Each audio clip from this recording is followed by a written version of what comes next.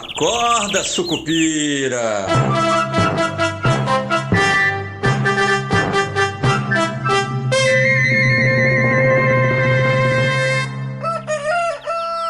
Bom dia, pessoal, sejam todos muito bem-vindos, sejam todas muito bem-vindas. Eu sou Rodrigo Oliveira e esse é o nosso Acorda, Sucupira.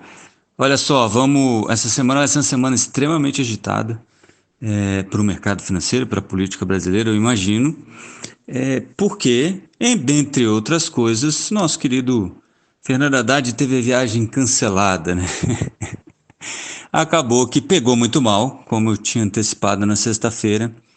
Pegou muito mal esse negócio de ele ir para reuniões que não estavam nem marcadas direito ainda, que seriam decididas na Europa, em meio a toda essa discussão sobre o pacote de corte de gastos. E aí, para não ficar tão ruim assim, porque quem tinha mandado ele para a Europa era o Lula, a assessoria de imprensa soltou no fim de semana uma nota falando, olha, a pedido do Lula, ou sob ordens de Lula, o Haddad vai ficar no Brasil para tratar de temas domésticos. E aí já começaram a circular que segunda-feira ele vai se encontrar com o Rui Costa no Palácio do Planalto. É estranho porque além do Rui Costa está o Vieira, ministro de Relações Exteriores, e é uma reunião, né, que não teria essa pessoa se a discussão fosse corte de gastos, né?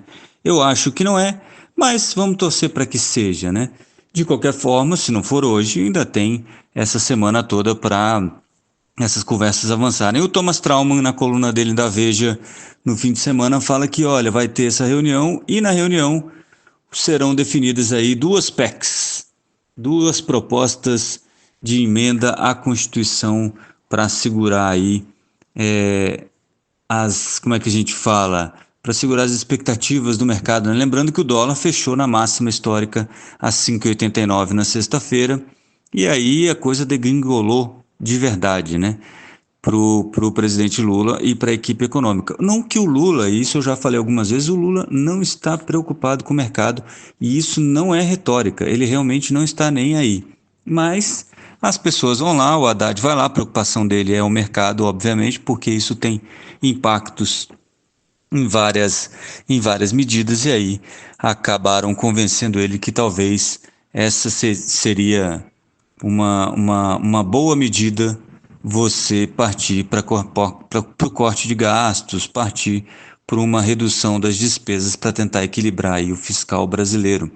No fim de semana também saiu na coluna do Bastidores, ou Bastidor, se não me falha a memória, também uma ideia que eu acho extremamente interessante, cheguei até a comentar lá no meu Twitter, que é a história de que não, o Lula está muito velhinho, está faltando energia para articulação política e para se preocupar com o mercado, esse tipo de coisa, blá blá blá.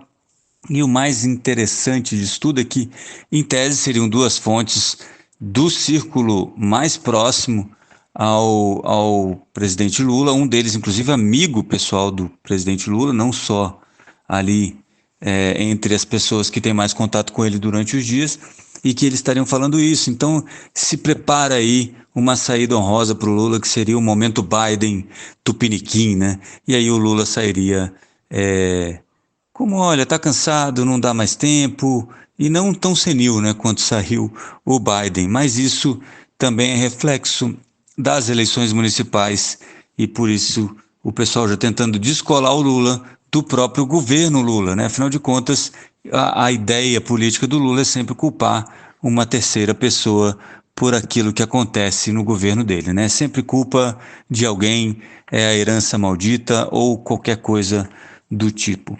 Mas vamos lá, vamos para essas discussões aí. O Thomas Trauman, então, trouxe na coluna dele essa conversa de que teriam duas PECs, e aí o Haddad está tentando ressuscitar o teto de gastos, né? Quem diria, né? O teto de gastos, vocês que não lembram, para quem não lembra, né?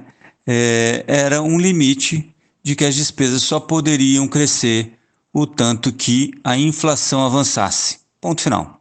Não interessa qual é a despesa, qualquer despesa teria que ficar presa aí nesse limite, né, nesse teto.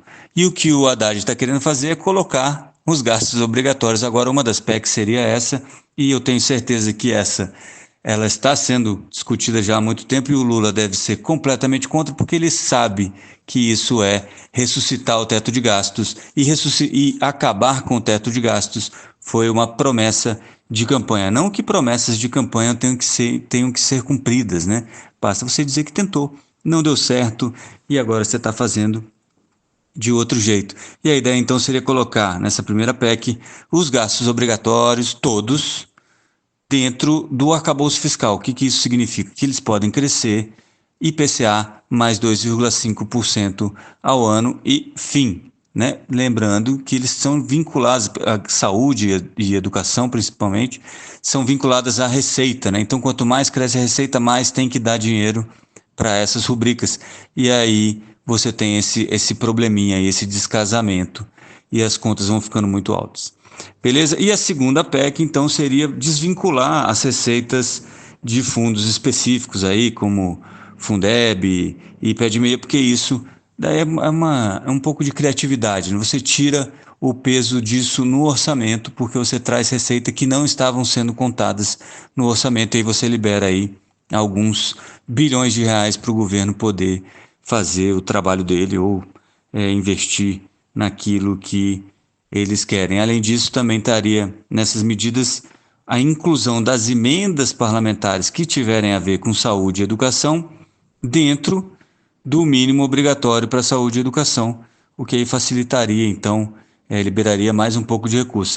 Você vai imaginar que você tem um tanto de dinheiro para gastar, o mínimo obrigatório vai ocupar uma parte desse dinheiro, mas se o mínimo obrigatório puder ser pago com o dinheiro dos parlamentares, sobra então esse tanto de emendas parlamentares sobra para o governo investir em outra coisa. Então essa é uma das ideias. Além disso, tem discussões, segundo Thomas Trauman, de mudanças no seguro-desemprego e BPC. E tudo que eu falei aqui, vocês vão lembrar que o Lula é veementemente contra, e vão lembrar que eu falei hoje mesmo, agora no comecinho, que ele não está nem aí para o mercado. É claro que o dólar a 5,90 praticamente incomoda, né? Quase R$ 6 incomoda, mas não é algo que para o presidente para fazer corte de gastos. Na verdade, na minha modestíssima opinião, isso vai fazer com que ele aprofunde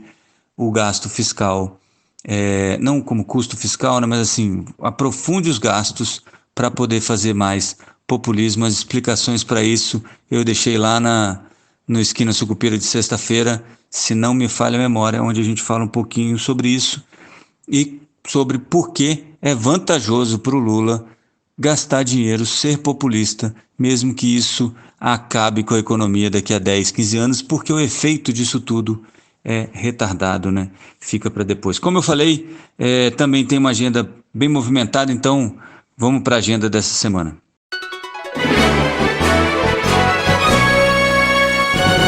Tá aí, ó, a agenda da semana. Na quarta-feira, o Comitê de Política Monetária do Banco Central, aqui no Brasil, define a taxa de juros, né? E na quinta-feira, o Fed, o BOE e o Banco Central do Peru, BOE, que é o Banco da Inglaterra, definem taxas de juros. O Fed deve cortar apenas 0,25 ponto percentual. Essa é a ideia do mercado, que viu no payroll que saiu na sexta-feira, aquele relatório sobre empregos, ainda uma geração forte de emprego nos Estados Unidos. A gente teve um número, você vai lembrar, não, mas teve um número negativo, mas teve furacão, teve um monte de problema lá. Caso isso não tivesse acontecido, que são coisas que são não recorrentes, caso isso não tivesse acontecido, a expectativa e as estimativas do mercado é que teriam sido gerados 150 mil novos empregos nos Estados Unidos, o que ainda mostra a resiliência do mercado de trabalho americano. E aí isso tudo se junta aí com terça-feira, que é o dia do resultado das eleições nos Estados Unidos, né? Trump e Harris muito próximos, segundo as pesquisas, praticamente empatados ali, então todo mundo esperando para ver qual vai ser a saída disso tudo. Lembrando que aquele Trump Trade que a gente falou 2 semanas atrás continua ativo. Tem uma conversa na imprensa de que não, agora o pessoal está desmontando posição. Isso não é exatamente assim. Mas, de qualquer forma, esse é um movimento que agora deve arrefecer nesses próximos, hoje e amanhã, até a definição eleitoral. Afinal de contas, tem gente que já ganhou dinheiro, põe o dinheiro no bolso, espera o resultado eleitoral para aí se colocar de novo no mercado. E aí eu queria deixar bem claro uma coisa que eu já falei antes: ambos os candidatos têm políticas populistas e inflacionárias. Então, você tem uma chance de que os juros nos Estados Unidos não caia tudo que está sendo precificado agora e que o dólar se valorize um pouco mais com o Trump, é claro, mas que se valorize nos dois cenários. Além disso, já falei isso aqui algumas vezes, para mim ainda vale a pena estar exposto à Bolsa Americana, porque a inflação passa pelos resultados das empresas e deve ser bom para o mercado norte-americano de bolsa, tá? Então, quem ainda não tem nenhuma posição nisso, coloca lá os seus 5, 10% do seu patrimônio, que vai estar de bom tamanho, IVVB11 na Bolsa Brasileira, se você quiser estar exposto aí a uma ETF que tenta replicar o S&P 500, tá bom? Sexta-feira tem o IPCA do mês passado, e aí você tem provável estouro da meta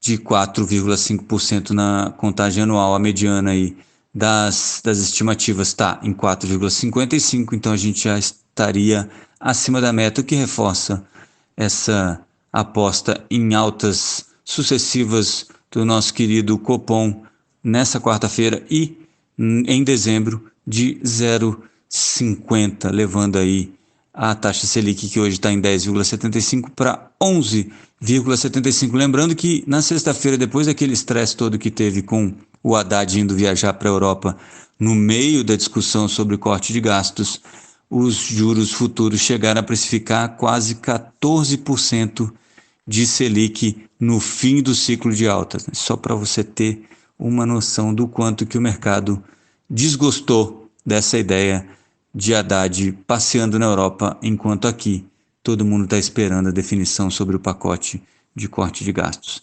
Beleza? Semana vai ser movimentada. Amanhã a gente comenta mais um pouquinho sobre essa agenda e sobre as expectativas para a semana.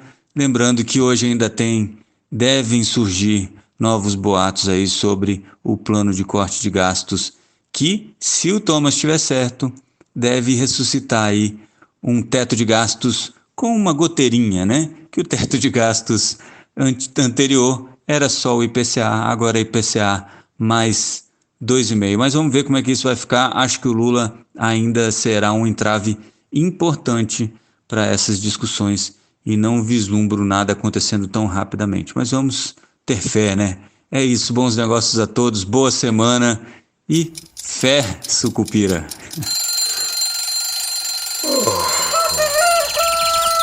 Acorda, Sucupira!